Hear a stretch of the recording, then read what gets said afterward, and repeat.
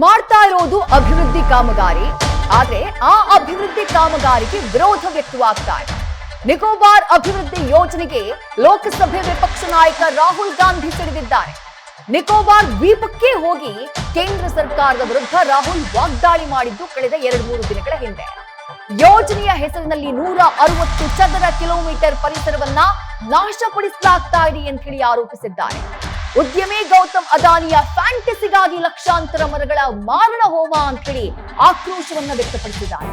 ಅಂಡಮಾನ್ ನಿಕೋಬಾರ್ನ ವೃಕ್ಷ ಸಂಪತ್ತಿಗೆ ಇದು ಕೊಡಲಿ ಏಟು ಅಂತ ಹೇಳಿ ಆಕ್ರೋಶವನ್ನ ವ್ಯಕ್ತಪಡಿಸಿದ್ದಾರೆ ರಾಹುಲ್ ಗಾಂಧಿ. ಜೊತೆಗೆ ಇದನ್ನ ದೊಡ್ಡ ಹಗರಣ ಅಂತ ಕರೆದಿದ್ದಾರೆ.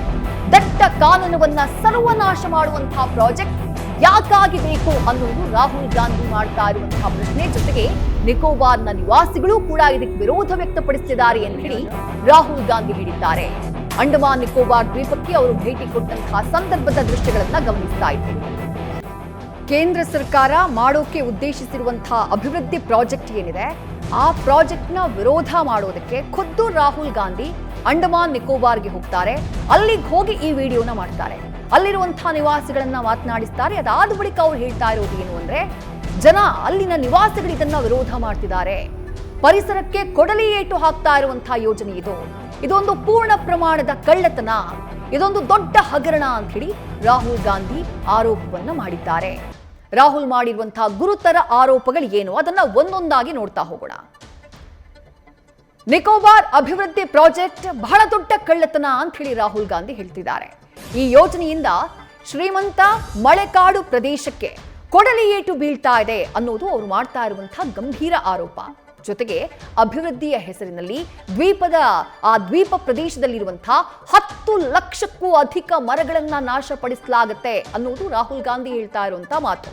ಹೌದು, ನೀವು ಬೇರೆ ಬೇರೆ ಅಭಿವೃದ್ಧಿ ಕಾಮಗಾರಿಗಳನ್ನ ಮಾಡ್ತೀವಿ ಅಂತ ಹೇಳಿ 81,000 ಕೋಟಿಯ ಒಂದು ಪ್ರಾಜೆಕ್ಟ್ ನ ಘೋಷಣೆ ಮಾಡಿದಿರಿ. ಮರಗಳು ಇಡೀ ಪ್ರಕೃತಿ ಸೌಂದರ್ಯದಿಂದ ಮೇಳೈಸಿರುವಂತಹ ಜಾಗ, ಅದು 10 ಲಕ್ಷಕ್ಕೂ ಹೆಚ್ಚು ಮರಗಳನ್ನ ನಾಶಪಡಿಸ್ತೀರಿ ನೀವು. 160 ಚದರ ಕಿಲೋಮೀಟರ್ ವ್ಯಾಪ್ತಿಯ ದಟ್ಟ ಕಾಡನ್ನ ನಾಶ ಮಾಡುವಂತಹ ಒಂದು ಪ್ರಾಜೆಕ್ಟ್ ಇದು. ಇಡೀ ಪ್ರಾಜೆಕ್ಟ್ ಇದೊಂದು ದೊಡ್ಡ ಕಳ್ಳತನ, ದೊಡ್ಡ ಹಗರಣ ಅಂತ ಹೇಳಿ ರಾಹುಲ್ ಗಾಂಧಿ ಆರೋಪಿಸಿದ್ದಾರೆ. ಎಲ್ಲಕ್ಕಿಂತ ಮುಖ್ಯವಾಗಿ ಕೇಂದ್ರ ಸರ್ಕಾರವನ್ನ ತರಾಟೆಗೆ ತೆಗೆದುಕೊಂಡಿದ್ದಾರೆ. ನಿಮಗಾಗ್ತಾ ಇರುವಂತಹ ಉದ್ಯಮಿ ಗೌತಮ್ ಅದಾನಿಯ ಫ್ಯಾಂಟಸಿಯನ್ನ ಪೂರ್ಣಗೊಳಿಸುವುದಕ್ಕೆ ನೀವು ಈ ಯೋಜನೆಗೆ ಪರ್ಮಿಷನ್ ಅನ್ನ ಕೊಟ್ಟಿದ್ದೀರಿ. ನೀವು ಇಲ್ಲಿನ ಮೂಲ ನಿವಾಸಿಗಳ ಅಭಿಪ್ರಾಯವನ್ನ ಆಲಿಸಿಲ್ಲ ನೀವು ಅಂತ ಹೇಳಿ ಆಕ್ರೋಶವನ್ನ ವ್ಯಕ್ತಪಡಿಸಿದ್ದಾರೆ. ಅಂಡಮಾನ್ ನಿಕೋಬಾರ್ ಬೇರೆ ಬೇರೆ ಸಸ್ಯ ಪ್ರಭೇದಗಳಿಗೆ, ಜೀವ ಪ್ರಭೇದಗಳಿಗೆ ಸಾಕ್ಷಿಯಾಗಿರುವಂತಹ ಒಂದು ದ್ವೀಪ. ಈ ದ್ವೀಪದಲ್ಲಿ ಶೋಂಪೇನ್ ಅನ್ನುವಂತಹ ಒಂದು ಬುಡಕಟ್ಟು ಜನ ವಾಸ ಮಾಡ್ತಾರೆ. ಇವರಿಗೆ ಹೊರ ಜಗತ್ತಿನ ಸಂಪರ್ಕನೇ ಕಡಿಮೆ. ದಟ್ಟ ಕಾಡಿನಲ್ಲಿ 200ರಿಂದ 300 ಜನ ವಾಸ ಮಾಡ್ತಿದ್ದಾರೆ. ಬುಡಕಟ್ಟು ಜನಗಳು, ಅವರದ್ದೇ ಆದಂತಹ ಭಾಷೆ ಇದೆ, ಅವರದ್ದೇ ಆದಂತಹ ಸಂಸ್ಕೃತಿ ಇದೆ. ಅವರಿಗೆ ಅವರ ಬದುಕನ್ನೇ ನೀವು ನಾಶ ಮಾಡ್ತೀರಿ. ನೀವೇ ಅತ್ಯಂತ ದುರ್ಬಲಗೊಂಡಿರುವಂತಹ ಬುಡಕಟ್ಟು ಅಂತ ಹೇಳಿ ಶೋಂಪೇನ್ ಬುಡಕಟ್ಟನ್ನ ಘೋಷಣೆ ಮಾಡಿದಿರಿ. ಈಗ ಅವರನ್ನೇ ಈ ಐಲ್ಯಾಂಡ್ ನಿಂದ ನೀವು ಓಡಿಸೋದಕ್ಕೆ ಪ್ರಯತ್ನ ಪಡ್ತಾ ಇದ್ದೀರಿ.